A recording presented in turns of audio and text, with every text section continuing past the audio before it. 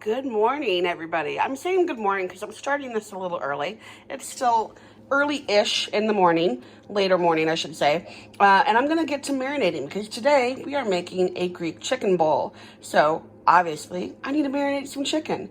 And since it's early, I'm not drinking whiskey, but I got my chai tea and my work hard drink whiskey glass.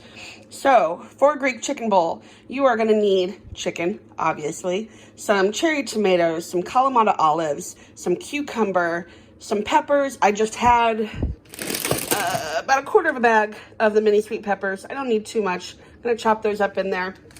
And some feta. I'm using a reduced fat, but use the full fat if you prefer. And lemon, extra virgin olive oil, balsamic, and some rice vinegar for my marinade. So the first thing we're going to do, I'm going to take our chicken breast, put this in a nice little Ziploc bag here. I'm going to add the juice from both of those lemons, about 3 tablespoons of olive oil, a couple tablespoons of balsamic, and rice vinegar. Combine all of that with some spices. We're obviously going to be using garlic along with some fresh dill. So let's get to marinating. My marinade is all set now. As I said, it was 3 tablespoons of extra virgin olive oil, 2 tablespoons of balsamic, 2 tablespoons of rice vinegar, and I had 2 large lemons. This is just a half of one.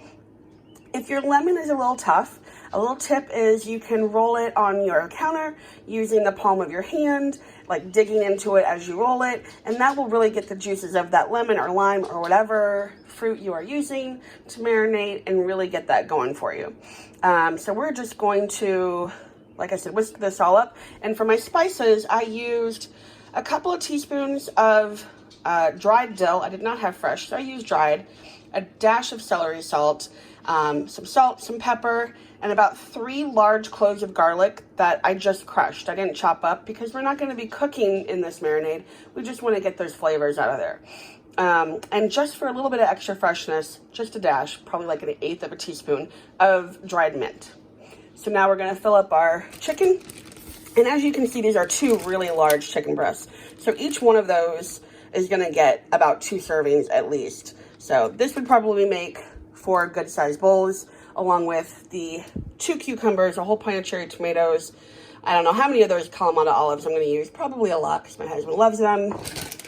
Some mini peppers and a whole container of the feta. And then this is the dressing that's going to cook the chicken, so you don't need it in your bowl. And then we're going to put that over rice. I'm going to actually use cauliflower rice to cut down on the carbs, but just cook a couple of cups of rice up and throw all your meat and your veggies over that. Super easy, super tasty. You won't need to cook out or go and order out, I should say.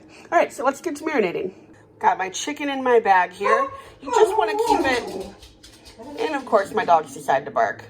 You just want to keep it pretty submerged in that marinade. You know, rub it around, roll it around, you know, every few hours or so. If you don't have a bag, you can use a Tupperware container or anything big enough that you can keep that chicken pretty submerged. Just keep all the air out of the bag.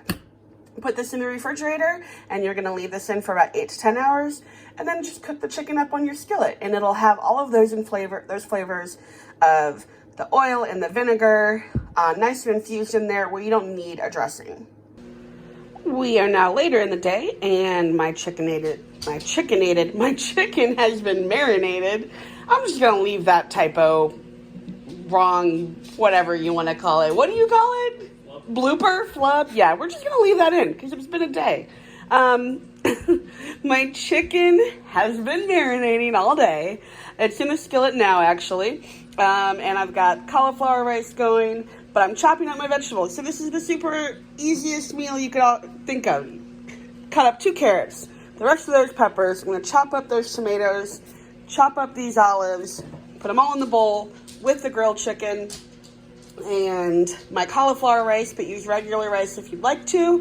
And then you can add a little bit of extra olive oil, a little squirt of lemon juice, and a little more balsamic if you want. And I can't forget the most important part, my whiskey. Let me get this pesky parsley out of the way. Let's focus on the whiskey here. This is my new favorite. It's Jefferson's, and it's the chef's collaboration. It's a marriage of bourbon and rye. Should I say that fancy enough? It is really good, really smooth, really delicious.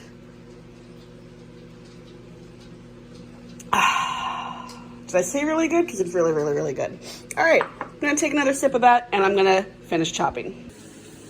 I've got all of my salad fixings chopped up, and you can see here how nice and bright and fresh that looks. I added a little bit of extra of that dried dill and dried mint just to give some more herbs and pull the flavor from the marinade.